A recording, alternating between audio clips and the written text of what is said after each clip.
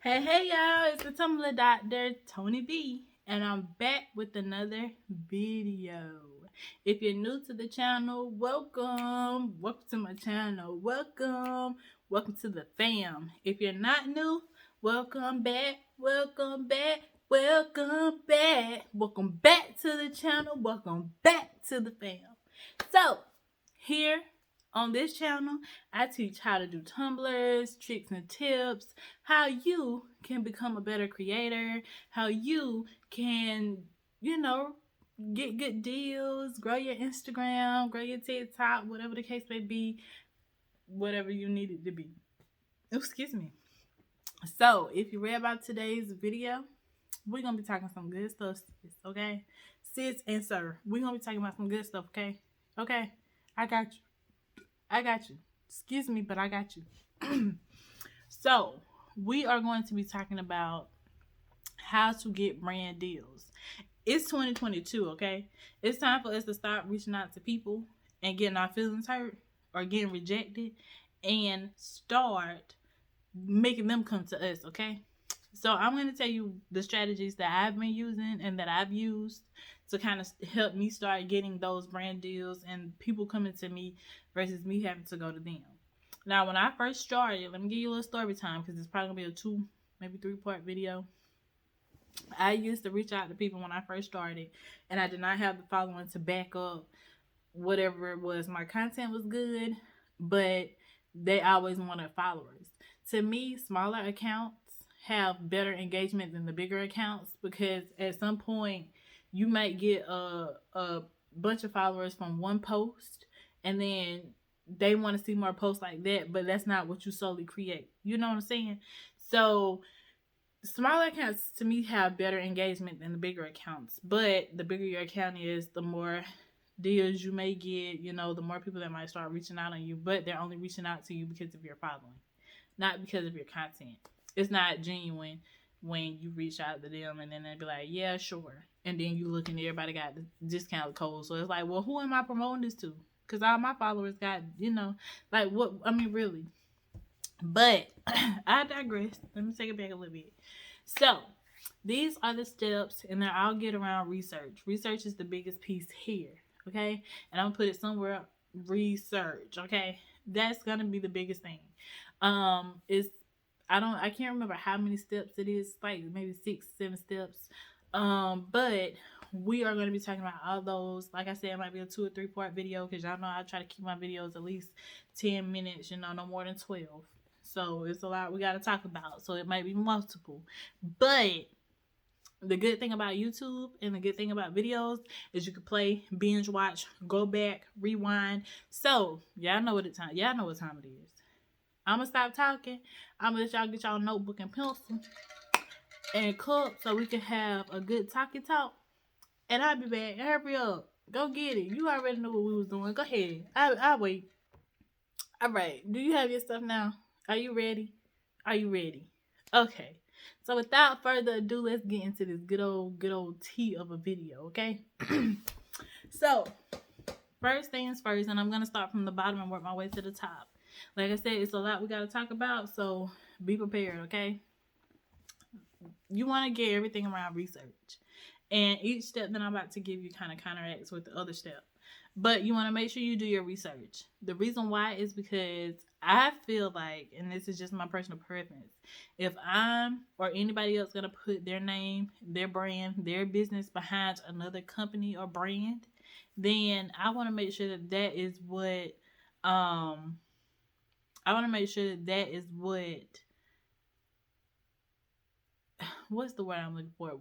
I want to make sure it's purposeful. I want to make sure that it's something that I actually want to do. Okay? So, make sure you do your research, find out their company values. If it's a small business, their small business values.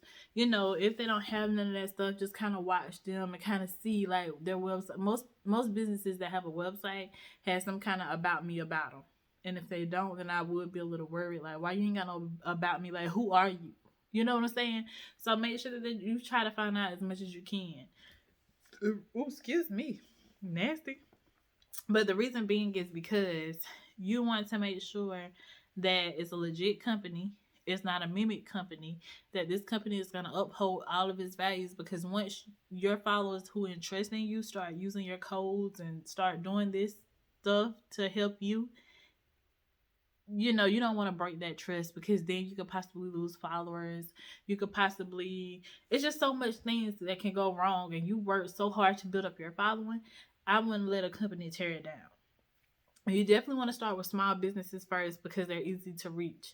The reason being is because if you buy something from Silly Sour Teas, and y'all know I love me some Silly Sour Teas, that's a company I made up. I own the rights too, so I use it as examples because it's relatable. But if Silly Sour T-shirts, right, is owned and operated by Sal and his family, if Sal is constantly seeing this stuff, my reach to Sal is going to be a lot quicker than me trying to reach somebody at Michael's. And I'm just being 100% honest. Because Michael has employees that they're paying to scout for them, meaning that they're going through a whole bunch of different people profiles, versus Silly Sal, who is actually, the one processing the orders, the one doing the orders. So it kind of makes sense to target small so you can learn from there and build your way up to high. So the the next thing you're gonna have to do is invest money. The reason why you're going to have to invest money is because you want to promote and you want to back a brand that you tried. If somebody, the first thing that people ask you is, have you tried the product? What do you think of the product? The first thing companies ask you is, what do you think of the product? Have you ever tried the product? Which product you tried? And some companies will actually do the research to see if you actually bought something from them. So you definitely want to make sure that you're putting your money into the to it, because you're gonna get it back. Eventually, you'll get it back. But you want to make sure that you're putting your money into it so that you know what you're promoting and what you're buying. And even if you already had your money into it, you definitely want to. Let me rewind it back first. Don't just be going to buy anything just to say you bought it. You bought it, right? If you are going to buy something, you need to make sure that whatever you're buying is what you're actually going to be using. If you sell t-shirts, you should not be buying bracelets. Okay? Not to promote. Buy what you need business wise. Buy t-shirts. Buy t-shirts that are sublimable. Or that if you sublimate, make sure it's the sublimation t-shirt. Pretty much. Don't just be going buying stuff just to say you bought it, because then it's going to defeat the purpose, because you're still not trying it, because that's not something that you do.